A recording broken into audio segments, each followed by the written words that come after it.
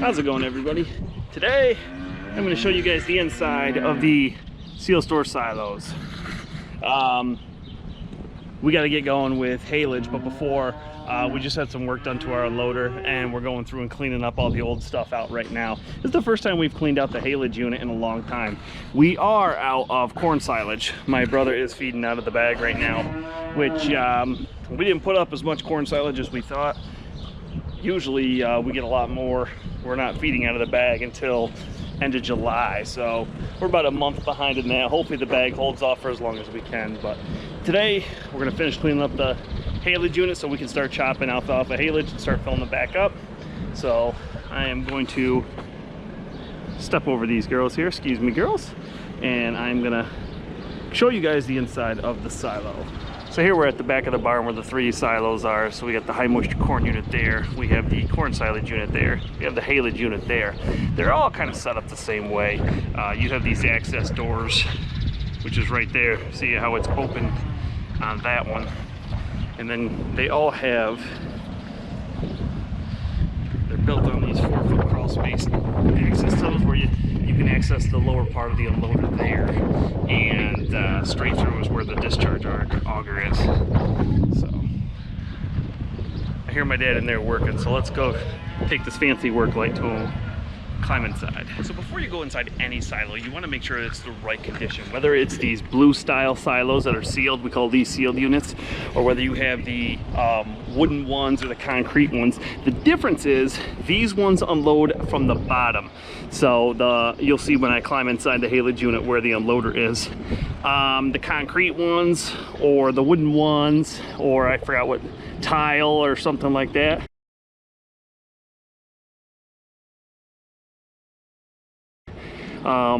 you put it in the silo unloader, you'll raise it all the way to the top, you'll fill your silo, and then you'll set your unloader on the material, and there'll be a big, I don't know, trough or whatever you want to call it, and doors that open up, so it'll shoot it out and down, and then every now and then you'll have to open the next door for when it works its way down.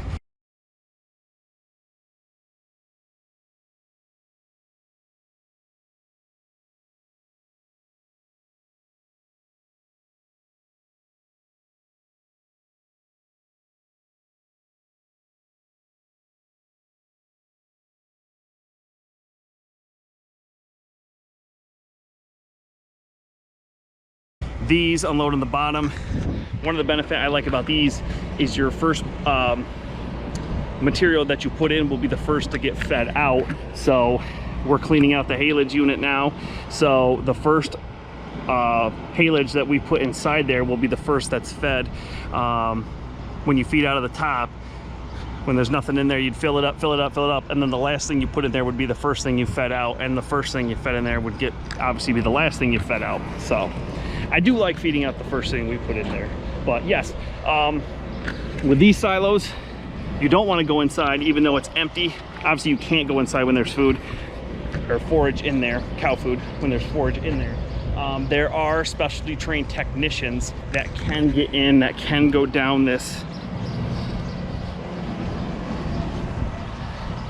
that can go in there and work on that, and can open that up, dig out like a little tunnel and get in there and work on things. But you have to be a highly trained professional to get in there and do that. As it stands right now, we have this door open, there's one like it on the other side. We'll just open up the one, but before I even get in there, you want to make sure your two doors are opened up top, so you have air that goes in and cycles through. You want fresh air going in. On the wooden or concrete silos,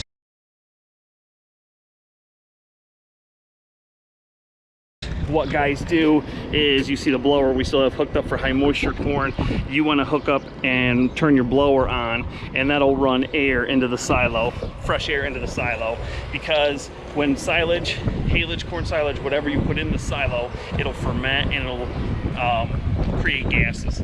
And a lot of people have gotten in there and passed out and even died because they pass out from those gases.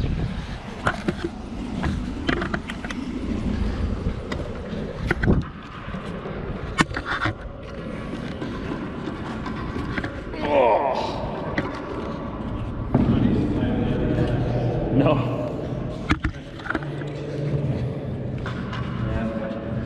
See a little better?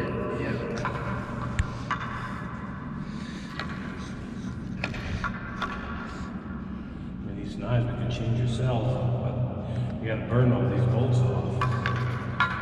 Kind of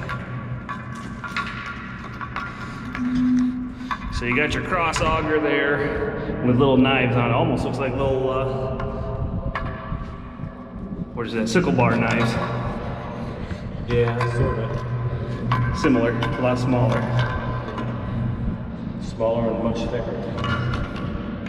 A lot of pressure. Oh yeah, I would imagine you want them a lot thicker.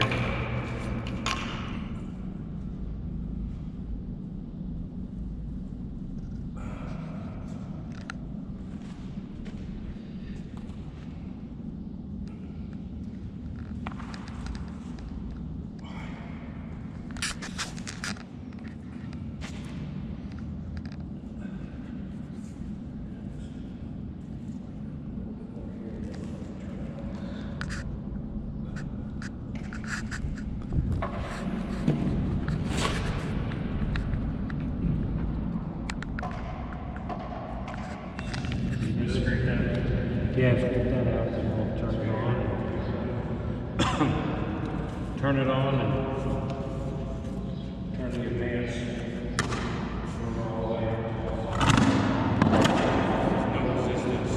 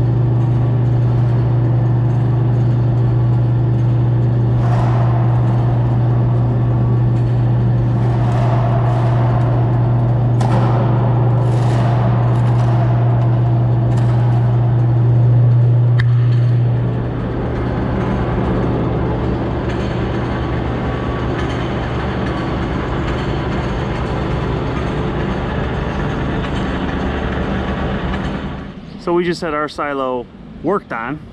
A lot of that cross auger inside there was new, and they also put a new, they took the old metal pipe down and they put a nice PVC pipe in there. Now let's go up top and see the top of the silo.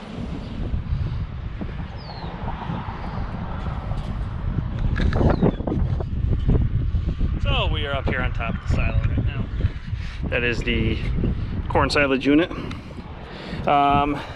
Here's where, basically here's where it comes up. The blower will blow it up this pipe. We call this the gooseneck.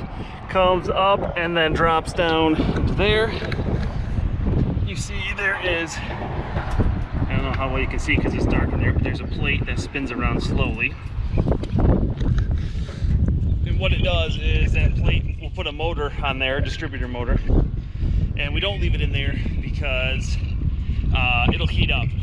And not the motor, but inside the temperature will heat up like crazy.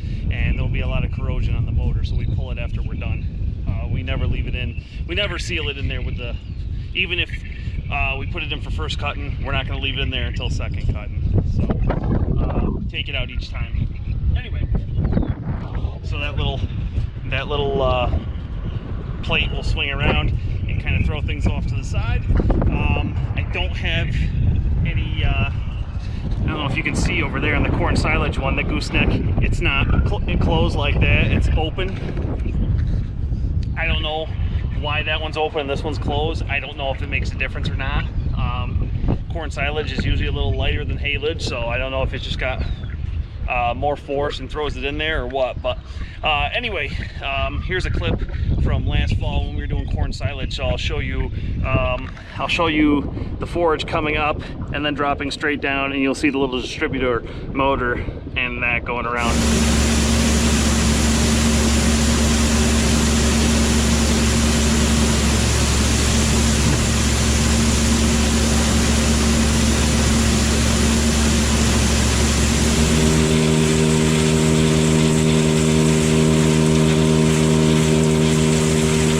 Basically what you have here is you have the opening up top where things go, and you have, I call that a fill door. The reason why you have that, these are sealed units, so there's a lot of pressure in there. When you shoot stuff in, you're going to need that air to escape, so that's where the air will escape out of. When you're pushing more material in, the air will come out of here. You also have pressure relief valves so you don't blow up. You also have these PVC pipes that come. What this material is steel with like a type of glass that's sprayed on it. It's like a glass infused steel, they call it. That's what gives it that blue look. And on a day like today, or in the summertime, even in the springtime, even though it's cool outside, when that sun hits it, it'll heat up everything inside, and that's where it'll build, kind of like, it'll build a lot of pressure. This PVC pipe will go to a set of, it's called breather bags. It acts like the lungs of the silo. When the pressure builds, it'll expand and contract, and it just helps control the pressure. The old style harvesters, I think, kept them up in the top. These are Sealstor. I make the mistake of calling them harvesters, but we keep them in our hay mow. I'll go show you them in a minute. But yeah, this is basically the top of the silo. Corn silage, it's basically the same setup. Like I said, the only difference is that gooseneck's open where this one's closed. You do have those little openings right there. If you're gonna plug this pipe, you're gonna plug anywhere, you're gonna plug it on the curve. So you have these openings in case you have to get in there and open up and undo a plug or anything like that. So I'm up in the hay mow right now, and these are the breather bags for the silo. You can see this is the corn silage unit silo. This is the haylage unit silo. See, it's opened up, so it is totally deflated. There's no pressure. And then the back one that goes this way is for the high moisture corn. But this is where we keep the breather bags. We keep them up here so they're out of the way. And basically, like I said, they're like a set of lungs. They'll expand and contract with the pressure and everything. When you get nice sunny days and that sun beating on that steel, it'll heat up inside. These will expand, and then when they cool down, they'll contract. So I hope you guys enjoyed this little video on the silo. I hope there was some information in there and it was somewhat interesting. Yeah, we've had these silos for, geez, over 20 years. That Haylage cross auger in there, we just replaced that this year, or last year, and then we did the box underneath this year. So, you know, it's done well for us. It's lasted pretty good. If you want more of a high volume, fast, you probably want to go to the bunker silos. But some people absolutely hate these things, and I don't mind them. So we also bag silage too. That's another way of storing silage. But since we had these, I wanted to show these and give a little quick tour of these silos since we had it opened up. We got the maintenance done on the one, and we're ready to go fill it up with Haylage now. So thumbs up if you like this video. Drop me a question or comment below. Hit that subscribe button if you haven't already. If you have, thumbs up to you. I totally appreciate it. Check out the Teespring account below this video if you're on your cell phone, or in the channel info you'll see the link in there. I will see you guys next time. Have a good one, everybody.